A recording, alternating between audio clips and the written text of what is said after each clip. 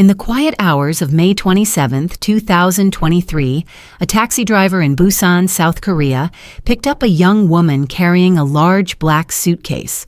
Her demeanor was calm but oddly reserved.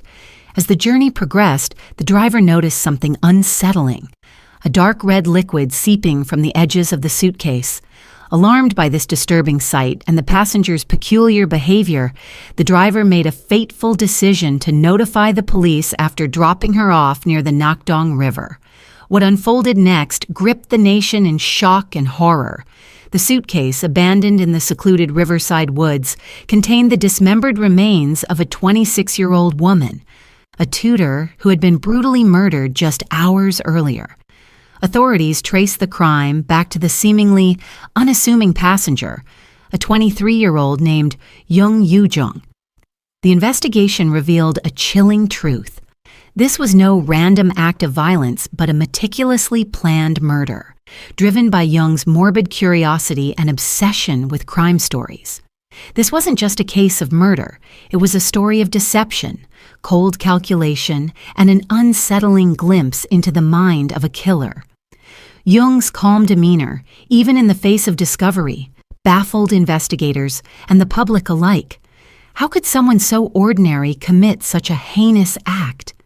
As the layers of her life unraveled, it became clear that this crime was rooted in years of isolation, obsession, and a dark desire to experience what she had only read about in books or seen on television. Jung Yoo-jung was born in 1999 in Busan, South Korea, a city known for its bustling port and scenic views. Her early years, however, were marked by instability and emotional neglect. Abandoned by her mother at the tender age of 1 and later by her father when she was just 6, Jung was raised by her grandfather. The lack of parental care left a profound void in her life, shaping a reclusive and introverted personality that would define her adolescence and early adulthood. By all accounts, Jung was a quiet and withdrawn child. Former classmates described her as shy and socially awkward, traits that became more pronounced after she graduated high school in 2018. Unlike her peers who moved on to college or joined the workforce, Jung drifted into isolation. For 5 long years, she remained unemployed, living with her grandfather and largely shutting herself off from the outside world. She had attempted to enroll in university several times, but failed repeatedly, further fueling her sense of inadequacy and helplessness. During this period of isolation, Jung developed a peculiar interest in crime. What began as a casual pastime of watching crime documentaries and reading murder novels soon evolved into an obsession. Her days were consumed with content about infamous killers, their methods and their motives. She borrowed books on crime from local libraries, meticulously studied their pages, and scoured the internet for information on how to commit and cover up murders. Her search history painted a disturbing picture of someone methodically preparing for a dark purpose. Jung's fascination with crime extended beyond mere curiosity. Experts later speculated that her obsession allowed her to escape the monotony of her isolated life, giving her a sense of control and power she lacked in reality. Yet it also desensitized her to violence and blurred the line between fiction and reality. As her interest grew, so did her desire to experience the thrill of committing a crime firsthand. In the months leading up to the murder, Jung joined a tutoring app under the guise of a concerned parent. She posed as the mother of a 9th-grade student in need of English lessons. Between March and May 2023, she contacted over 50 tutors, specifically targeting young women who conducted lessons at their homes. Her meticulous search indicated a deliberate and premeditated plan, one that culminated in her selecting her victim, a 26-year-old freelance tutor and university student living in Busan. On May 26, 2023, Jung Yoo-jung put her carefully laid plans into motion. After weeks of meticulous preparation, she was ready to carry out a murder that would shock the nation. Disguising herself as a schoolgirl, she donned a uniform she had purchased online, aiming to convince her target, a 26-year-old freelance English tutor, that she was just an ordinary student seeking lessons. Her youthful appearance and petite stature made the disguise believable, and the tutor welcomed her into her home without suspicion. Once inside, the facade quickly crumbled. Jung wasted no time in executing her plan. Armed with a weapon she had prepared in advance, she launched a ferocious attack on the unsuspecting tutor. Overwhelmed and unable to defend herself effectively, the tutor succumbed to more than 110 stab wounds. Forensic reports would later reveal defensive wounds on the victim's palms, evidence of a desperate struggle to fend off her assailant. The brutality of the attack shocked investigators, with experts noting that Jung continued stabbing even after the victim had died. With the murder complete, Jung's focus shifted to covering her tracks. She left the victim's home momentarily and returned to her own residence to retrieve a black trolley suitcase. On her way back to the crime scene, she stopped at a local store to purchase bleach and garbage bags, items she intended to use to clean up and dispose of the body. Back at the victim's apartment, Jung methodically dismembered the body, severing fingers to hinder biometric identification. She packed the remains into the suitcase, erasing any physical evidence of her disguise by changing into the victim's clothes before leaving the scene. Jung's plan was chillingly calculated. She intended to create the illusion of a disappearance, making it appear as though the victim had vanished without a trace. However, her actions betrayed her inexperience.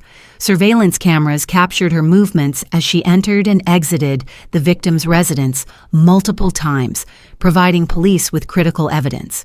Moreover, her failure to properly secure the suitcase led to the red liquid seeping out, a detail that did not go unnoticed. Carrying the suitcase containing the victim's remains, Jung hailed a taxi late that night. She directed the driver to a secluded area near the Nakdong River, where she intended to dispose of the body. Her calm demeanor during the ride did little to mask the oddity of her actions. The taxi driver, noticing the bloodstains on the suitcase and feeling uneasy about her behavior, decided to report her to the police. By the time authorities arrived, Jung had already abandoned the suitcase in the forested area near the river. Inside, police discovered the gruesome contents, prompting an immediate investigation that would soon lead them to her doorstep. The dismembered body parts, along with her erratic actions and evidence found at the scene, pointed unmistakably to Jung as the perpetrator. Jung's crime was both ruthless and poorly executed, a paradox that would confound investigators and experts alike. Her cold and calculated planning was undermined by careless mistakes, ultimately ensuring her swift capture. The horrific nature of her actions and the chilling motive behind them, a morbid curiosity to experience murder, cemented her place in South Korea's criminal history. By the morning of May 27, 2023, police had identified Jung as the primary suspect. Her movements, recorded by surveillance cameras, showed her entering and leaving the victim's home multiple times on the day of the murder. Armed with this evidence, authorities conducted a search of Jung's residence, uncovering further incriminating items. Blood-stained clothes, the victim's personal belongings, and additional body parts were found, providing irrefutable proof of her involvement. When confronted by the police, Jung initially attempted to deny the crime. Her first explanation was that she had merely discovered the victim's body and transported it out of panic. However, under mounting pressure and with clear evidence against her, Jung's story began to shift. She claimed the murder was the result of an argument that spiraled out of control. Eventually, following pleas from her family and further questioning by investigators, Jung confessed to the murder, admitting it had been premeditated. Her motive was as chilling as the crime itself. Jung stated that she had killed the tutor out of curiosity after years of immersing herself in crime shows and novels. She wanted to know what it felt like to take a life, a statement that left investigators and the public stunned. Her confession provided a haunting glimpse into her detached and calculated mindset. Forensic analysis and digital evidence further corroborated Jung's confession. Investigators discovered that she had spent months researching methods of killing and disposing of bodies. Her internet history revealed searches on how to remove fingerprints, dismember corpses, and cover up violent crimes. Library records showed she had checked out numerous books on infamous murders, underscoring her obsession with the subject. In the weeks following her arrest, Jung expressed minimal remorse. Although she made a public apology stating she had been out of her mind and was sorry for the victim's family, her demeanor during questioning and court proceedings painted a different picture.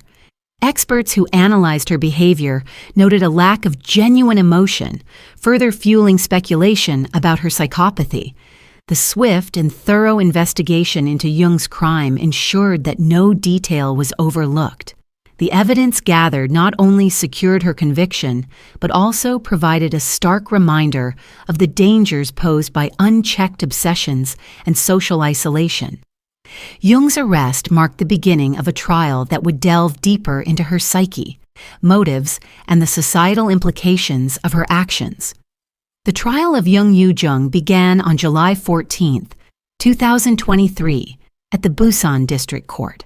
The courtroom was packed with spectators, journalists, and legal professionals eager to understand the motives behind one of South Korea's most chilling crimes.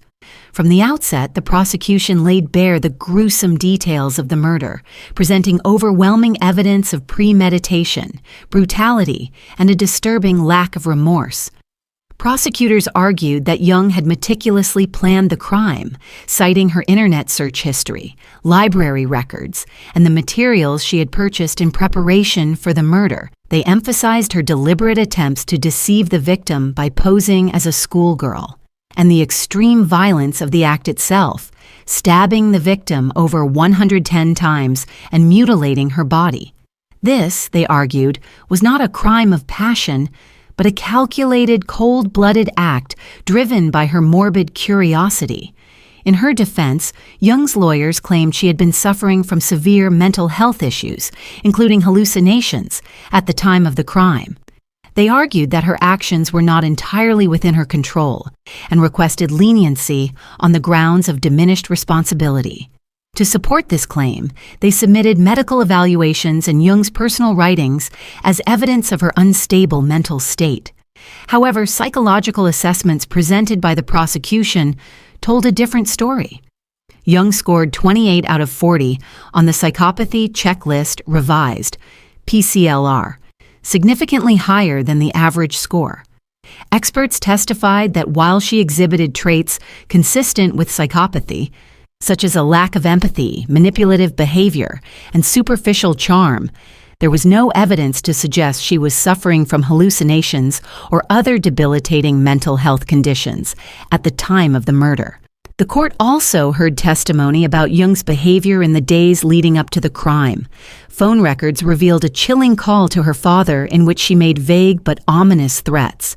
Further, her browsing history showed detailed research into methods of killing and body disposal, leaving little doubt about her premeditated intent. Jung herself took the stand to plead for leniency. Over the course of the trial, she submitted more than 60 written apologies to the court, expressing regret and claiming she had been out of her mind at the time of the murder. Despite her statements, the presiding judge, Kim Tae-eob, found her attempts to shift blame unconvincing, noting her calculated planning and the lack of any genuine remorse. On November 24, 2023, the court handed down its verdict. Jung was found guilty of murder, desecration, and abandonment of a corpse.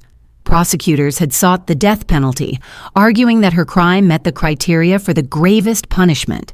However, South Korea has not carried out an execution since 1997, and the court ultimately ruled in favor of a life sentence. In addition to her imprisonment, Jung was ordered to wear a location tracking device for 30 years and was deemed eligible for parole only after serving 2 decades. The court's decision was based on a comprehensive analysis of her background, motives, and psychological profile. Judge Kim emphasized that Jung's crime had spread fear in society, incited distrust, and demonstrated a complete disregard for human life. While acknowledging her troubled upbringing and social isolation, the court concluded that these factors did not excuse the deliberate and premeditated nature of her actions. Following the sentencing, both Jung and the prosecution appealed the decision. Jung's lawyers sought a reduced sentence, while the prosecution pushed for the death penalty. The Supreme Court reviewed the case in mid-2024 and ultimately upheld the life sentence, citing the need for proportionate punishment and the deterrent effect of harsh penalties. Jung's trial not only secured justice for her victim, but also reignited debates in South Korea about the death penalty, mental health, and the societal factors that contribute to such heinous crimes. The court's decision highlighted the importance of holding individuals accountable while addressing the broader issues that allow such violence to occur. The case of Jung Yoo-jung has captivated South Korea, not only for its brutality but also for the unsettling questions it raises about mental health, societal isolation, and the psychological drivers of violence. Experts and commentators have since examined Jung's behavior, offering insights into the factors that may have contributed to her actions and the broader implications for society. Psychological evaluations revealed that Jung exhibited traits consistent with psychopathy, as evidenced by her score of 28 on the Psychopathy Checklist, revised, PCLR. This score indicated a significant level of emotional detachment, manipulative tendencies, and a lack of empathy. Forensic psychologist Lee Soo-jung noted that Jung's demeanor during the crime and subsequent investigation was strikingly calm, even in situations that would typically provoke panic or fear. Her ability to methodically plan and execute the murder without visible signs of distress underscored her detachment from the gravity of her actions. Experts speculated that Jung's reclusive lifestyle further exacerbated her detachment from reality. Isolated from meaningful social interactions for over 5 years, she immersed herself in crime-related content, which likely desensitized her to violence. Her obsessive consumption of murder stories and crime shows provided her with a distorted sense of control and escape from her unfulfilled life. This obsession culminated in her desire to experience murder firsthand, driven by curiosity rather than traditional motives like revenge or personal gain. Notably, Jung's fixation on the victim's identity added another layer to her psychological profile. Criminal profiler Bae Sang-hoon suggested that Jung may have envied the tutor's academic and social achievements. The decision to retain the victim's ID card even after disposing of the body indicated a possible desire to appropriate the victim's identity, a theory supported by her failure to achieve her own academic and career aspirations. Jung's crime sent shockwaves through South Korea, sparking widespread fear and distrust. The case epitomized the phenomenon of "don't ask why" or Mojima crimes, in which perpetrators target strangers for seemingly inexplicable reasons. These crimes have become a source of growing concern in South Korea, with several high-profile cases in recent years involving socially isolated individuals committing acts of random violence. The government responded by implementing stricter security measures, including increased street patrols and enhanced surveillance. Proposed legislative changes included harsher penalties for violent crimes and the creation of specialized facilities for the rehabilitation of offenders. However, critics argued that these measures were reactive and failed to address the root causes of such crimes, particularly the rising prevalence of social isolation among young people. A survey conducted by the Office for Government Policy Coordination highlighted the scale of the problem. It estimated that over 246,000 young South Koreans identified as reclusive youth, living largely isolated lives due to unemployment, academic pressure, and difficulties in forming social relationships. Experts emphasize the need for proactive solutions, such as psychological counseling, job creation, and community engagement programs to prevent future tragedies.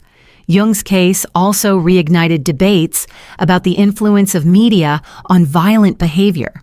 While some argued that her obsession with crime shows and novels contributed to her actions, others pointed out that millions of people consume similar content without resorting to violence. Experts like behavioral scientist Colton Scrivener noted that an obsession with true crime, while potentially concerning, is not inherently predictive of violent tendencies. Instead, it is the intersection of multiple factors, psychopathy, isolation, and personal grievances, that creates the conditions for such extreme acts. Jung Yoo-jung's actions have forced South Korea to confront uncomfortable truths about its social fabric. Her story underscores the dangers of unchecked isolation and the importance of mental health resources in addressing underlying issues before they escalate into violence. For viewers, Jung's story is a stark reminder of the importance of vigilance and empathy. The taxi driver who reported her suspicious behavior played a key role in ensuring justice for the victim. His actions underscore the power of paying attention to the world around us and taking initiative when something doesn't feel right. As we close this harrowing tale, let's reflect on the broader lessons it offers. Stories like Jung's are not just about the crimes themselves, but about the conditions that allow them to happen. By understanding and addressing these issues, we can work toward building a safer and more compassionate society. If this story resonated with you, please share your thoughts in the comments below. Don't forget to like, share, and subscribe for more deep dives into the most intriguing and unsettling true crime cases. Together, we can shed light on these stories and help foster awareness and understanding.